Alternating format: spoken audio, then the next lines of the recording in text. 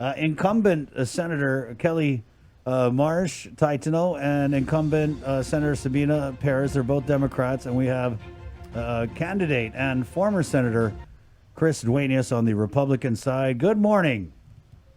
Good morning. Good morning. We're gonna go ahead and, today. We're gonna go ahead and just jump right into it, and we'll give you each a minute opening statement, and we'll go ahead and start with Senator Sabina. Half a day, Chris and Sabrina, and to the public, Guajosi Sabina Perez, Familin Godzo, and Cabeza. I want to thank KUM for this opportunity to share my platform. The reason why I'm running for re-election is because the work towards sustainability is not yet done, and it's even more critical during this pandemic. And I'm committed to restoring the health of our community and rebuilding our economy through diversification using the experience that I've had as a freshman senator and through my diverse experience as a medical technologist, a diabetes researcher, Simon Sanchez high school teacher, and community organizer. And I bring with me with the same passion that I've done to improve the health of our community and preserve the integrity of our natural environment. I bring that same passion with this coming term to do that. And I've also managed to advocate for transparency, accountability, and fiscal responsibility in our government, which I will continue to do so. And this election is as critical as ever, and it's important for our people to come together to overcome the challenges that we are facing, and I'm committed to doing this work. All right, thank you, Senator. Can we go to Senator Marsh Taitano for your 1 minute opening? Half a day, and just before I start, I'm seeing some freezing, and I'm worrying that it's my internet. Hoping that this goes through all right. So, half a day, mananasi zuus to hamzu. For this upcoming term, I am running on building our future while protecting our past. We have a fiscal crisis before us. We all know that. That's very clear.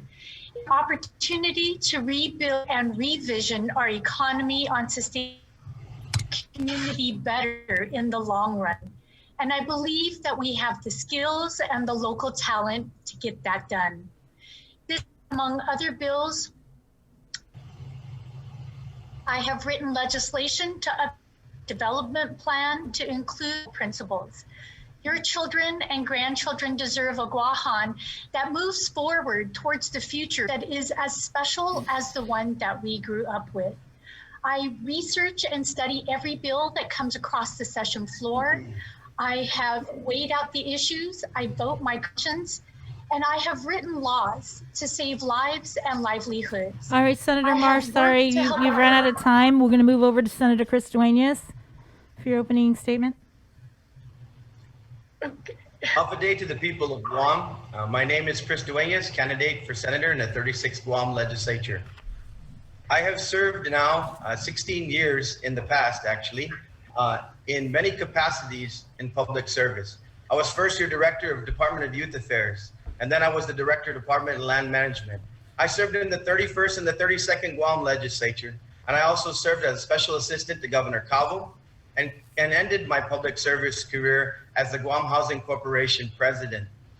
You know, I have 18 years of private sector experience as a small businessman in management, mainly in the tourism industry. I'm running for senator because of the heart-wrenching stories that we just heard from people stuck in quarantine and policies that are crazy and gone awry. I'm running for senator because of the fact that this lockdown has not been vetted by the legislature.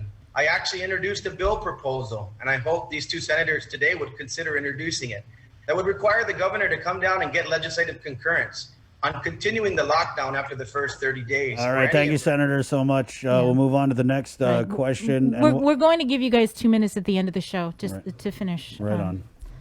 We're going to go on to the next question. What do you plan to do, if elected or re-elected, to improve the legislature's role as a check and balance on the other branches of the government of Guam? Senator Sabina?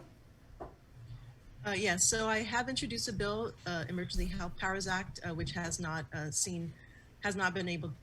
been referred yet, and I would like to continue that work to reform that law, that legislation, to ensure that procurement is not waived during this time. And so that's one way that I would like to increase transparency. In addition to other procurement reform, So conflict of interest, there are areas that I want to improve transparency when it comes to conflict of interest. And so in regards to that, that's one of the ways, some of the ways that I would like to improve transparency in our government. Thank you, Senator Duenas. So thank you for the opportunity once again. As I was mentioning in my opening, I proposed legislation already prior to being a senator. If I'm elected in the 36th Guam legislature, I will introduce this bill.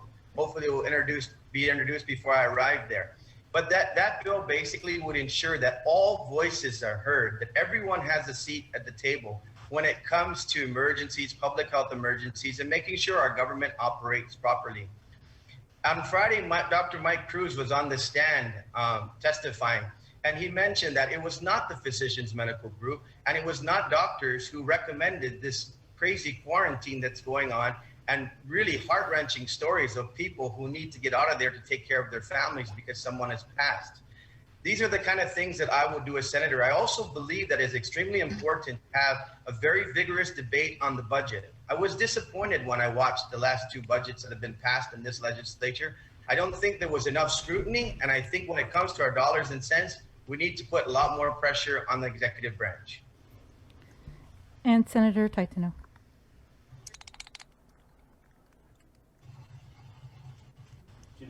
Senator Taitano. Today, can you repeat the question? I'm sorry, the internet's really freezing up a lot in the way that I'm receiving it. If elected or re-elected, what would you do to improve the legislature's role as a check and balance on the other branches of government and the government of Guam? Well, I absolutely believe that we need to continue the work that we're doing and find ways to strengthen it. Our oversight work is important. We need to continue having strong oversight hearings and be looking for a variety of avenues, as has been mentioned. I have worked on a bill looking at it. It gets to some of these ideas about the open government law and this transparency. And so we all need to be continuing to work at this, especially with billions of dollars in and tight budgets. This creates quite a situation that's going to require continued oversight hearings, continuing bills some policy if that's what's needed, but certainly senators to carry out strong oversight and hold the administration, all of government to that transparency and accountability. Thank you, Senator. Thank you. Just for clarification, you each will have 2 minutes to respond, so use your time wisely. I wanted to follow up on something that Senator Sabina Perez used to 30 seconds or 1 minute, so 2 minutes. 2 minutes for responses, yeah. So I wanted to follow up on something that Senator Sabina Perez had mentioned. The governor repeatedly has cited her, I guess you could say, her superpowers that are contained in the Emergency Health Powers Act to do all the things, right, that she's been doing. Do you think she has too much power? And do you feel the law should be amended? And if you could please explain. And we'll start with Senator Duenas. Is that myself? Yes. Senator. So yes, Chris, that's exactly why. And I want to be a little bit more clear. I didn't realize we had 2 minutes. This bill that I have proposed, does not take away the emergency powers of the governor. It in no way strips any of the strength there. What it says is after 30 days, the governor must come down, their administration must come down and make their case for why they need to continue. When I listened to Ann and Sarah and Mo today, what it sounded to me like was their voices weren't being heard. The people of Guam speak through the legislature. That is the people's house. Businesses, farmers, small business people, government people, anybody who has a grievance, they speak through the legislature. You cannot go to the governor's office and have an audience anytime you want with the governor. You have to go to the legislature because that's the people's house. So in my opinion, yes, I believe in certain instances, particularly in this instance, in the first 90 days, maybe it was completely acceptable. But I think after that, it is proven that there is too much power in this particular policy and it needs to be changed. Thank you, Senator. Thank you. We'll go with Senator Sabina. Yes, in regards to that question, the oversight that I held it was pretty clear that you know, the procurement law was circumvented, and you know, we saw the outcome, the consequences of that, in which you know, quarantine facilities, you know, the vendors were not getting paid on time, and also you know, there wasn't any transparency into how these contracts, or actually the contracts were even actually not made during the time of you know, procurement. And so this goes to show, and also there wasn't enough, it was clear that there wasn't a need to circumvent a procurement law because emergency procurement was enough. We heard testimony from various, from the Chief Procurement Officer, from Office of Homeland Security, that they were on the verge of just getting, just taking one more step towards getting procurement. So the question is, why was there a need to circumvent the emergency procurement that was already in place? And so, you know, I think with the amount of money that we need to support our community, it's very important to increase transparency in how the money is being spent. You know, and I think we could have utilized that money more, you know, judiciously to help our community. You know, the more transparency, the less, you know, opportunities for abuse. And I think with the law, with the bill that I've introduced, it closes that gap. It closes that loophole where the procurement law can be circumvented. And I think, you know, these are issues that are going to plague us if we do not address this. And this is just one step. One step is that, you know, we have to make sure that procurement law is not circumvented. And this is for the best of the best interest of our community, especially at this critical time. Thank Thanks. you. Senator Marsh Taitano. Okay, I didn't hear my name, but I'm going to go ahead. You know, I have been along with the other senators this term, and we have called for additional transparency. We've passed legislation calling for this, and we have felt frustrated at times, and we continue to be looking for ways that we are holding for that accountability and that transparency. There is a lot of power there. And one of the things is, you know, the person, type of person who will look at something closely, see it through. It was a lot of hard work and effort to get through with some of the oversight hearings I've had, or even getting to the point of a subpoena. But I will put myself down to it and get that work done. And we continue to need to do this. One of the things that we need to figure out is the Organic Act actually holds back the legislature in certain ways, and we need to figure out how we're going to deal with that. The Organic Act says that we have to be present, and it holds us being able to be as quick responding or be able to get together in certain ways to carry out that balance. You saw with the budget, we had to start meeting in a committee because we were in quarantine is one, but the other is we have to be physically there for session. And so with this, it's difficult to balance it out maybe in some ways as much as we would like, because if we are held up for being able to carry out certain things, to be the power that checks, as has been suggested,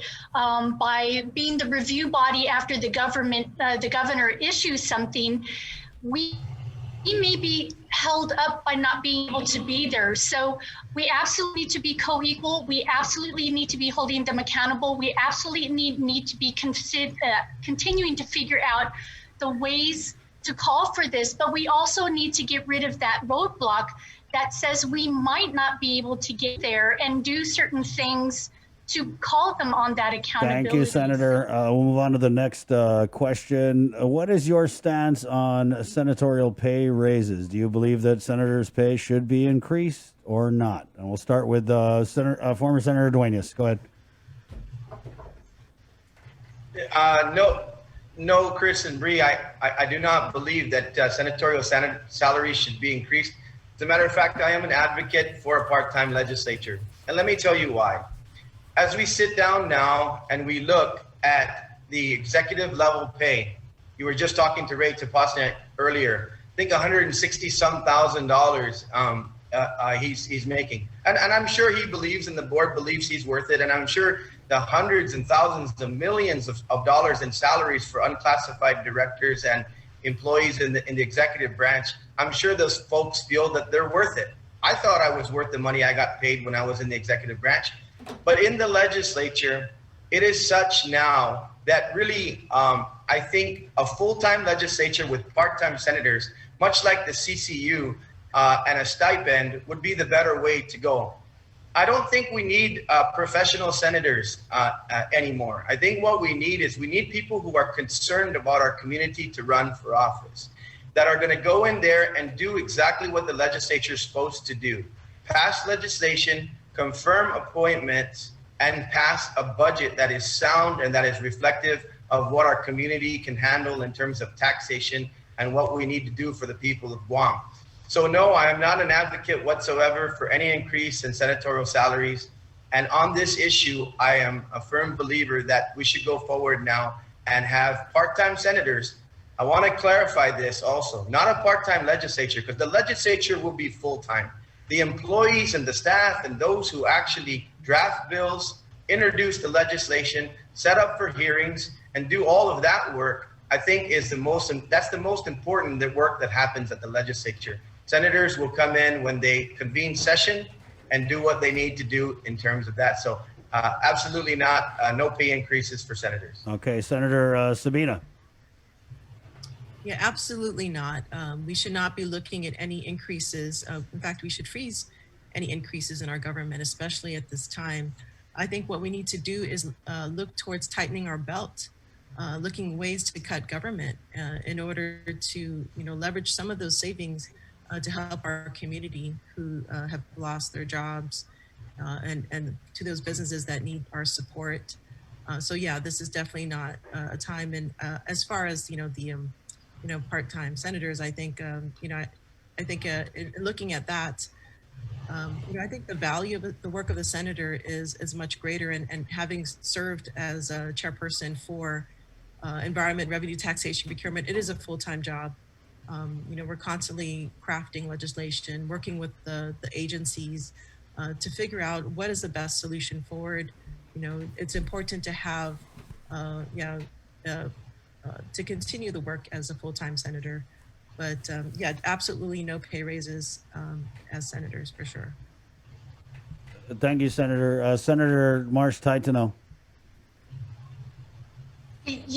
As has been stated, this is not the time to be considering increases in salaries for elected officials. And some of what I've been doing actually has been looking at what has been done in the past and to broaden this so that we're not just thinking about senators, but looking more government-wide. And in the past, the salaries were tied together. But right now, you have salaries that go one direction, another direction. Some might be shooting up and some might not be. But if we're tied together, I think that it's more fiscally responsible, or at least in what I've looked at thus far, because we're keeping all of us being reasonable and fiscally responsible together. And it's not one section quietly shooting off in another direction or shooting off in a third direction. So I think that this is much larger. I think that government-wide, we need to, especially at this time, to be keeping things frozen right now. We're all just trying to survive here. And like I said, I want to continue looking at the tying together of our salaries, because it's really very out there. And I think that we all need to be working together to be keeping ourselves fiscally responsible to the people. Thank you, Senator. Next question. Could we get your response to President Trump's statement that he would not support statehood for the territories of the United States of America? And we'll start with you, former Senator Duenas. Thank you, Chris and Bree. You know, when you look at this discussion now is happening in the larger scope of the issue of whether or not Guam and other territories like Puerto Rico and I believe District of Columbia as well. This discussion right now is happening on a political level because of the fact that the discussion is about whether or not additional senators would be in the U.S. Senate as well as voting members of Congress. Now, I want to state for the record, I am a proponent of statehood. My Senator Eddie Duenas, my primo, he is the chairman, and I've been well educated on the potentiality and the opportunities for statehood. But I understand in this instance where the discussion is coming from, because the discussion is more about politics and the votes that possibly could be added to the Senate and Congress, just like the discussion right now on the national level of packing the courts and other issues in the nomination of now an additional Supreme Justice. And so I think the president mentioned that not as a anything towards Guam and to mean that the value of Guam is not there. I think it's more of a political discussion, simply because in Washington, D.C., on the side of the Democrats, they believe that they would acquire a larger majority in the Senate and in the Congress by having, because traditionally the territories have leaned voting Democrat. So I would think that President Trump would probably agree with my statement with regard to that. But I don't look at that as a slight to Guam. I look at that as... Thank you, Senator. I'll move on to Senator Sabina. Senator Sabina, your response to President Trump's statement that he wouldn't support statehood for the territories. Well, the right of self-determination belongs to the people who have been colonized. And so it's really up to the people, the Chamorros, to decide that, their fate. And according to the United Nations, the administering power, what their role is to ensure that political development takes place. And after 120 years under the United States, rule, we have yet to see that. So what I would like to see more is a commitment from the president to say that they're going to promote political self-determination for Guam. And I support what the people are going to say. I think his statement also points to the fact that the roads for self-determination for Guam leads to greater autonomy.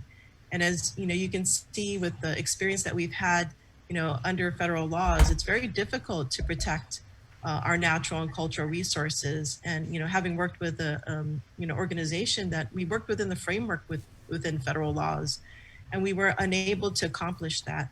So really, it's important to continue political self-development, self-determination, and to also be able to create our laws that are going to reflect the values of our community, so that we can live in the long term and sustain ourselves in the long term.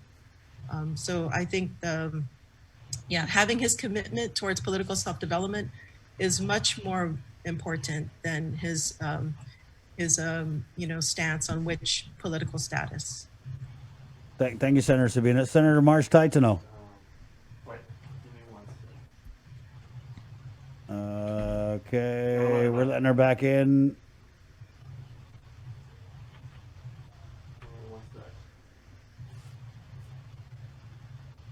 Did we lose connection? Senator Sabina, can you hotspot Senator Marsh Taitano? Okay, we got it. There you go. Or maybe that Republican Wi-Fi is better.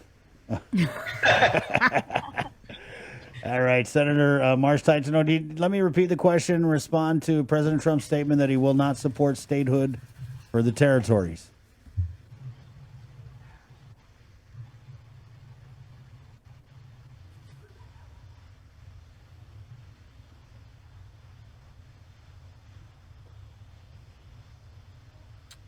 There you go. Okay, here you are. Okay, Senator.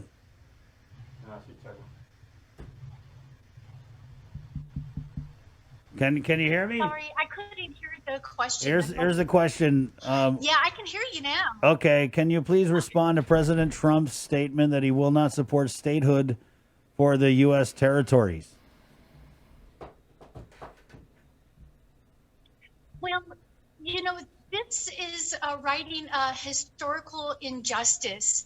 And the points that he was bringing across do not get to that historical injustice. So the historical injustice, this is something that the U.S. government, the federal government, put us on a path many years ago. And yes, it's taken some time, but even like the war claims, that has taken us some time to get resolved. But that didn't mean that their claim was any less valid. And the same for the writing that historical injustice. It doesn't make it any less valid. The U.S. federal government set us on this path, and it takes a long time. The people need to be educated, but it should be for the principle and not for the aesthetic of a flag or for whether there might be an imbalance. We're part of a federal republic. A federal republic means that there are representatives who represent your voice. If we are not part of it in a meaningful way, then we are not living up to that principle of what a federal republic or a democracy are. So I would say that we still have more work to do, but that with the three political options of statehood and one, free association and independence, we should absolutely continue to write that historical injustice and keep working towards it. And if we have to continue to convince people or help people understand, then that's what we need to do.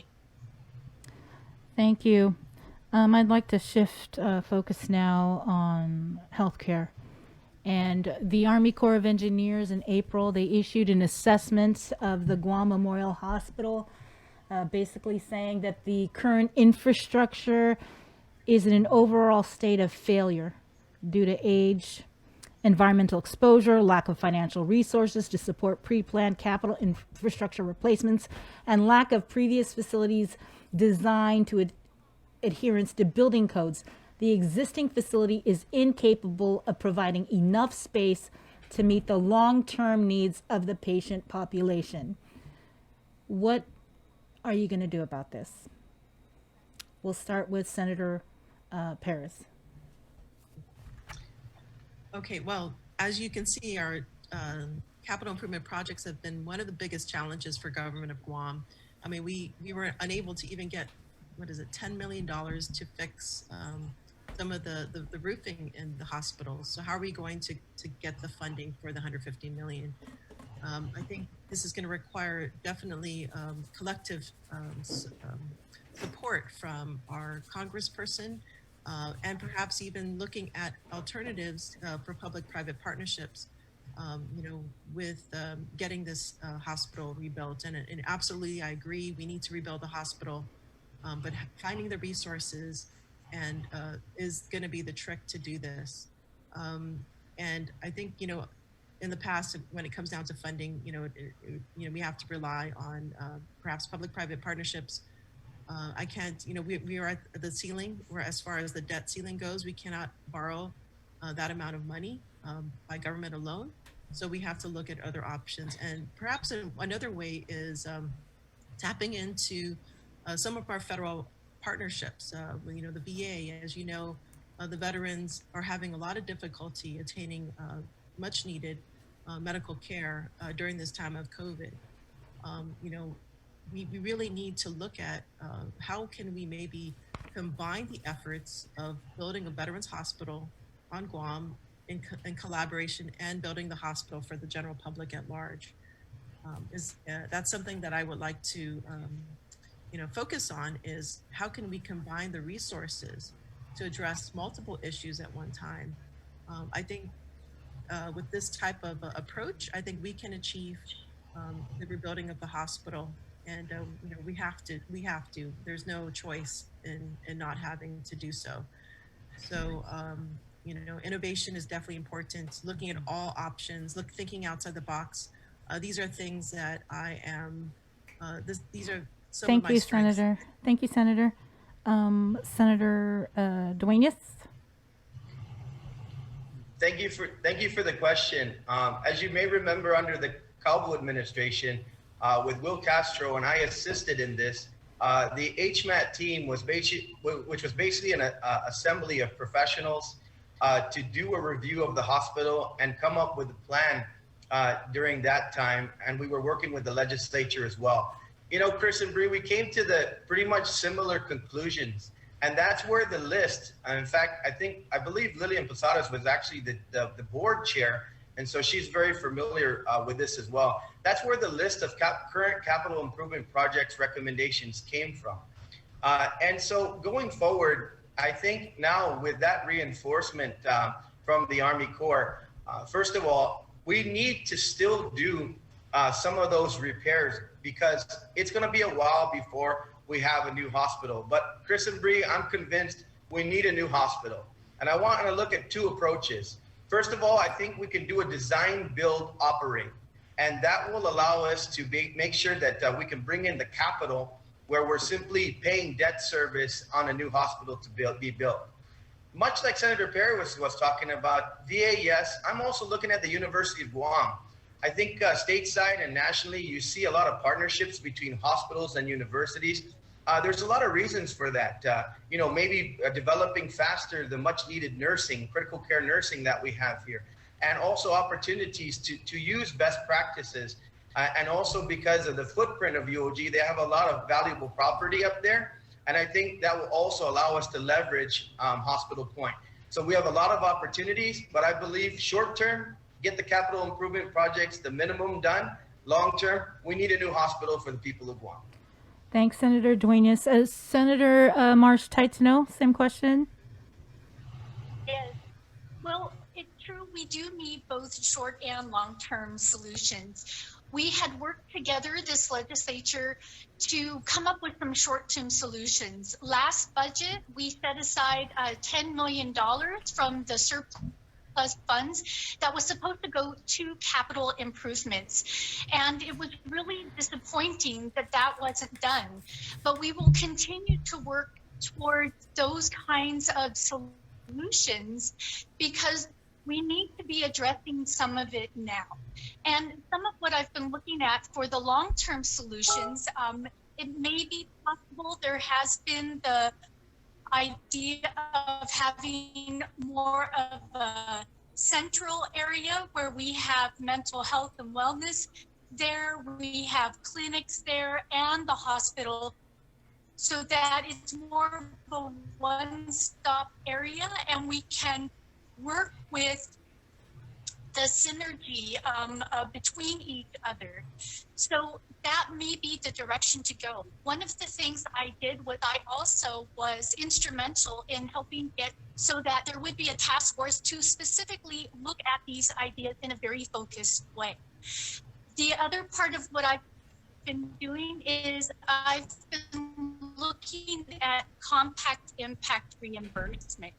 Now, it will take a while for that to get in place. We are correcting our calculation, but if we get our calculations corrected in this, and they are very pleased with the progress that we're making, if that goes forward, that has the potential for tens of millions, if not hundreds of millions of dollars. That won't be maybe available in cash, but it may be available in debt relief or matching grant waivers, things like this that can be applied towards either freeing up money or using that directly as part of a program that they help put together as a way of relieving some of what they owe us. So we just have to continue to look at every avenue possible because it's— Thanks, Senator Taitano. We ran out of time.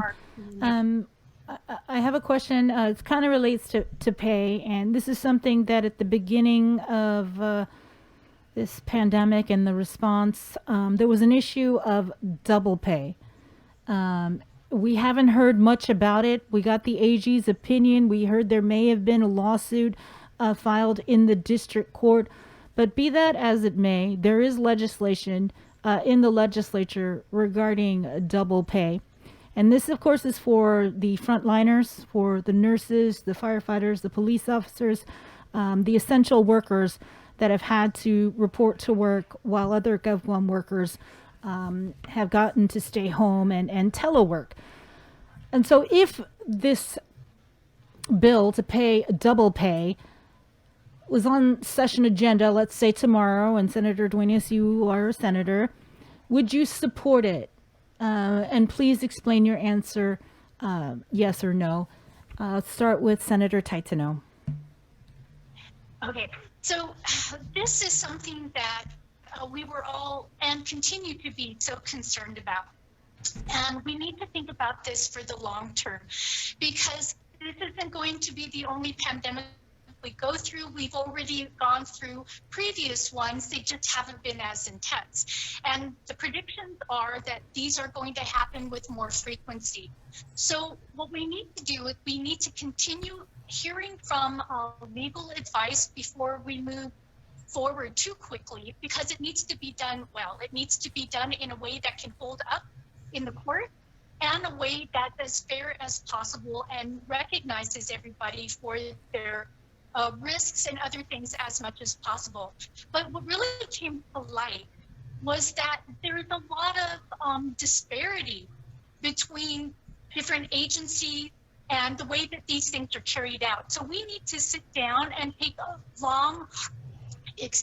hard look at this situation for the long term. We need to figure out between the government line agencies and the autonomous entities, and we need to figure out, even within the line agencies, what is a way to create parity there, because there is too much difference in the way that people are treated and paid and recognized, and that's not right. So I think we still have work that needs to be done, but I think it absolutely needs to be done, because we cannot continue to go forward with these disparities and the unequal treatments, but also just the lack of appropriate recognition. So I would say we still have some work to do to get this right for the long run. Thanks, Senator Taitano.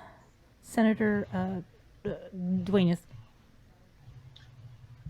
So thank you for the question. You know, I believe this is exactly what the governor was trying to avoid when she introduced her executive order, which established the current compensation for those who are working that are deemed essential, and those who are non-essential, and all the different specialty pays. You know, this type of a question, Chris and Bree, is exactly why I was disappointed on the first round, not the override, but the first round of budget talks, when the BBMR director and the Department of Administration director weren't present, so that senators could ask questions on the overall budget, but this would probably be a specific question. As you may be aware, every bill requires a fiscal note when it has fiscal impact. I believe the governor, as well as BBMR director, has been on record saying that there is absolutely no source of funds for the double pay, given the extended time. We are now in our 10th month of the declaration of emergency. So I really don't think it's economically feasible at this time. And I think that the law needs to be worked on, because it didn't anticipate this pandemic or pandemics in general.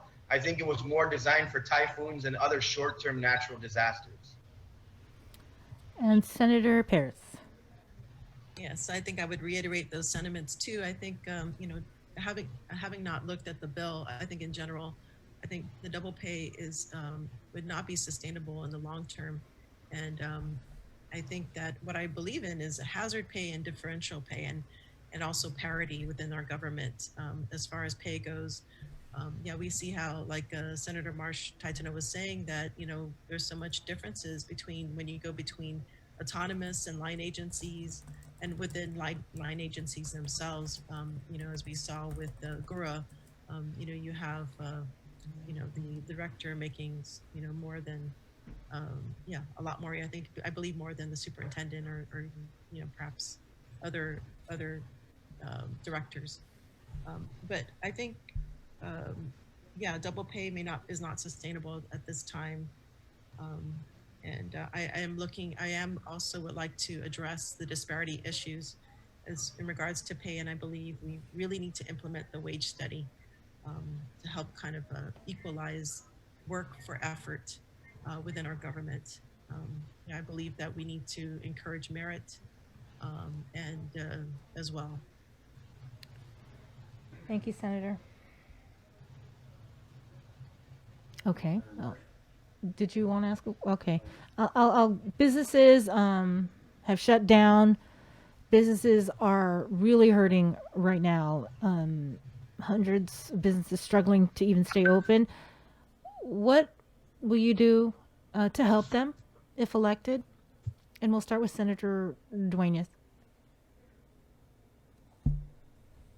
Thank you for the question.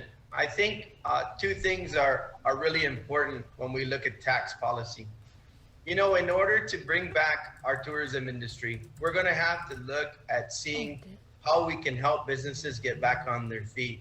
One thing I'm taking a look at is the possibility of tax abatements for those businesses who were devastated by this situation, that whatever improvements and mitigation efforts they put forward, not their entire taxes, but their mitigation efforts to make Guam safe so that we can bring our guests back to Guam.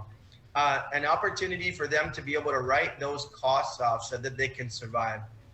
I know this is a contentious point, and I'm not going to go back on it because I believe in it.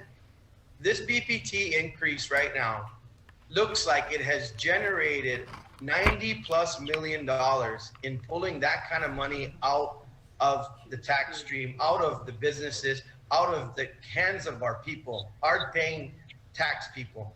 It needs to be reduced back to 4%. And I don't believe it will result in any layoffs or furloughs of government employees. You cannot explain to me how you have a $30 million surplus, how you cut $50 to $60 million out of this current budget. You must have been anticipating that tax policy is going to change. We cannot have two equations that don't add up. And so the bottom line is reducing the BPT and helping businesses get back on their feet so we can get those 35,000 people back to work when this federal relief dries up, I think is the best policy going forward. And as a senator, we need to sit down and talk about this, not just once in a while. This has to be something in the next 2 budget sessions minimum that is going to be the key to what we do. Because anything else lofty that we say we're going to do is just not realistic. We need to get our economy moving again, and good tax policy is where we need to be. Senator Perez? Yeah, I think we shouldn't wait till the election. We need to do something now. And I think it's very important that we work towards, re-employing those people that have become unemployed or underemployed. We still have CARES money available. I think that money should definitely be used towards helping these businesses to stay afloat and even pivot to new industries. I do have ideas in regards to rebuilding our healthcare and providing higher paying jobs for and redirecting these workers towards the health industry, which is more resilient, especially during this time, will help provide resiliency during this pandemic. So I think the key is utilizing the resources now to pivot towards a diversified economy. There other ideas include IT. So as you know, there's projects being planned for underwater cable development. And we really need to leverage these developments for the long term to provide higher paying positions in the IT sector. Again, another industry that could be provide resilience towards this economic crisis due to the pandemic. We need to focus also on businesses that are going to support the community needs. And this is something that I've been committed to doing, for instance, in agriculture, promoting agriculture, renewable energy, definitely more diversification. And the foundation for diversification of our economy is diversification of our education system.